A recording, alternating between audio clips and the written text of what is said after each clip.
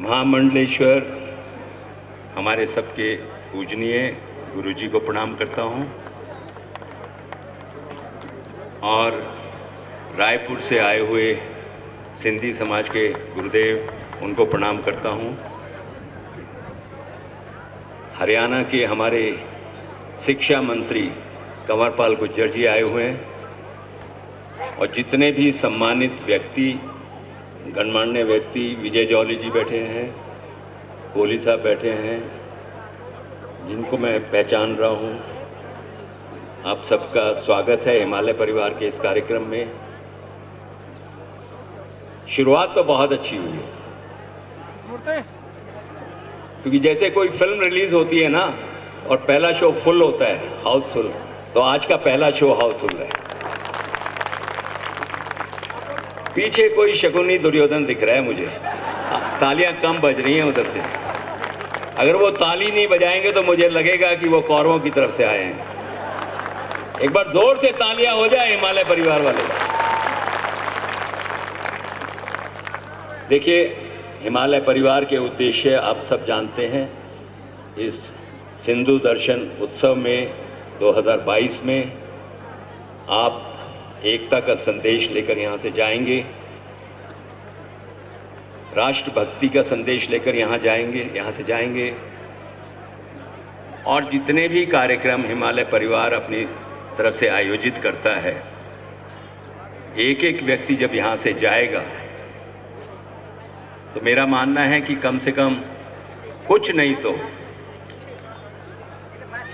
10 तो बहुत कम हो जाएंगे, कम से कम आपको मैं दायित्व दे रहा हूं कि 100 व्यक्तियों को आप ये यहाँ का संदेश वहां जाके देंगे। क्योंकि मैं कुछ वर्ष पहले इसी यात्रा में एक बार आया था, तब से लेकर अब तक हिमालय परिवार जो है हिमालय की तरह बड़ा होता जा रहा है। ये बड़ी खुशी की बात है कि परिवार में नए नए सदस्य आ रहे हैं, नए नए लोग अपना योगदान देने आ रहे हैं। इस कार्यक्रम के बीच मैं तहे दिल से भूपेंद्र जी का धन्यवाद करना चाहता हूं, जो दिन रात सब कुछ भूल के इस कार्यक्रम में लगे हुए हैं। एक बार जोरदार तालियां हमारे भूपेंद्र जी के लिए हो जाए, क्योंकि जिस निस्वार्थ भाव से वो काम करते हैं वो बहुत ही अद्भुत है। ऐसे व्यक्ति विरले ही होते हैं दुनिया में। जहां तक मेरे विषय में जो कहा गया, महाभारत, यहां कहा गया कि भारत का सबसे बड़ा धारावाहिक नहीं, दुनिया का सबसे बड़ा धारावाहिक Guinness book of world record में अगर कोई है तो वो महाभारत है। क्योंकि इससे पहले हॉलीवुड का एक सीरियल होता था डेलास, वो 89% से रजिस्टर्ड था Guinness book of world record में। महाभारत रजिस्टर्ड है 99.7% से, और ये संभव हो पाया आप लोगों की वजह से। आज 34 साल हो गए महाभारत को टेलीकास्ट हुए। उसके बाद ना जाने कितने महाभारत के धारावाहिक बने, लेकिन जो आत्मा उस धारावाहिक में नजर आती है, उन किरदारों में नजर आती है, उन पात्रों में नजर आती है। मैं आदरणीय इंद्रेश जी सुबह बोल रहे थे कि गजेंद्र चौहान को कम जानते हैं, युधिष्ठिर को ज्यादा जानते हैं। तो मैं इसे सौभाग्य की बात मानता हूं, क्योंकि एक ऐसे पात्र के साथ मेरा नाम जुड़ा जो सकारात्मक है, जो अच्छी सोच वाला व्यक्ति था। उसके बाद मैं इस मंच पर जितने भी कलाकार आए हैं, मैं तहे दिल से उनका शुक्रिया अदा करता हूं कि इस माहौल में जहां ऑक्सीजन लेवल कम है, उन्होंने पूरी एनर्जी से डांस किया। एक बार उनके लिए जोरदार तालियां हो जाएं। कहते हैं कि मनुष्य जीवन जो है बहुत भाग्य से मिलता है, लेकिन कलाकार जीवन जो है बहुत सौभाग्य से मिलता है। क्योंकि कलाकार शब्द का अर्थ अगर उसको परिभाषित किया जाए तो उसका अर्थ यही होता है कि आने वाले कल को जो आकार देगा वो कलाकार कहलाएगा। वो किसी भी फील्ड में हो सकता है। जैसे अगर हम अपने आदरणीय इंद्रेश जी का उदाहरण लें तो उन्होंने हिमालय परिवार को एक ऐसा आकार दे दिया है कि जो अपने आप में अविश्वसनीय है, अकल्पनीय है। अकेले चले थे और आज परिवार देखिए किस तरह फल फूल रहा है।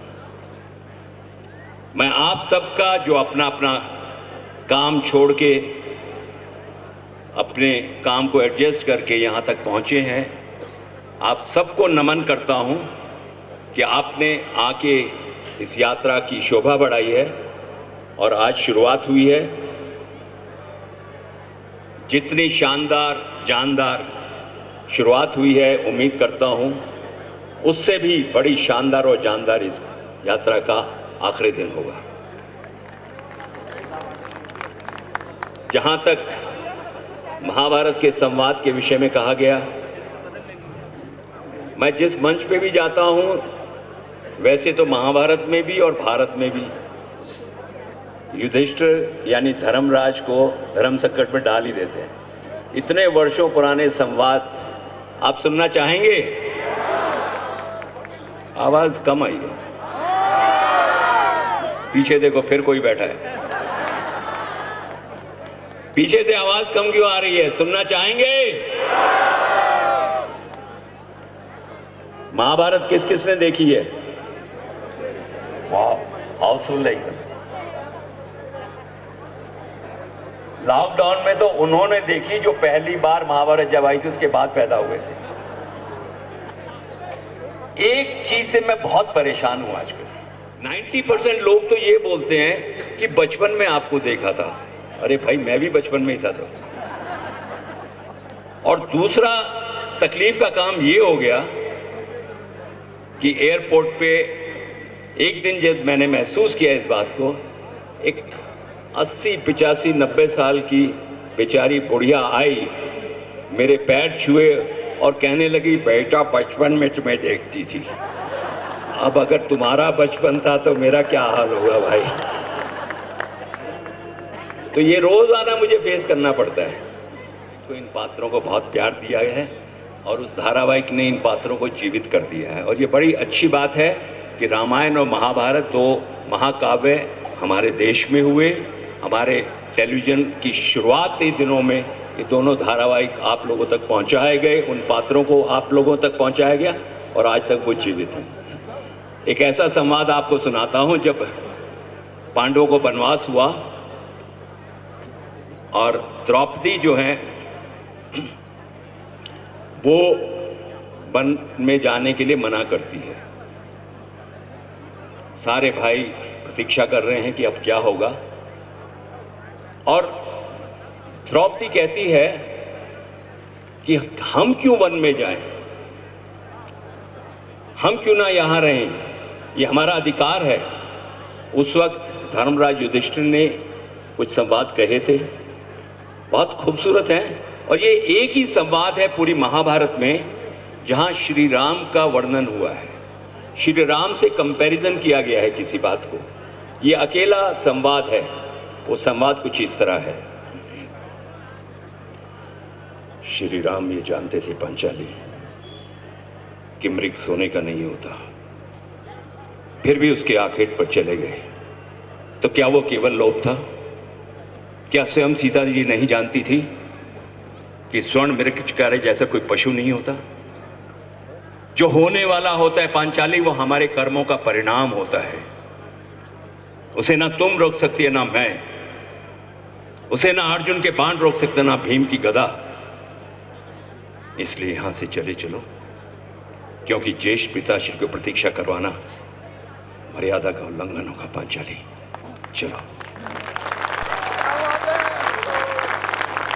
ये सारे संवाद धोती पहने हुए युधिष्ठिर ने सुनाए थे, आज जीन्स पहन के सुना है। लेकिन ये सभा भरी हुई देखकर लग रही है कि मेरी हस्तिनापुर की सभा है।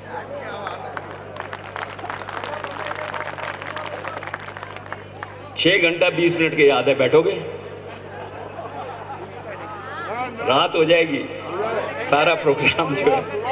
बैठेंगे? सुबह तक बैठेंगे?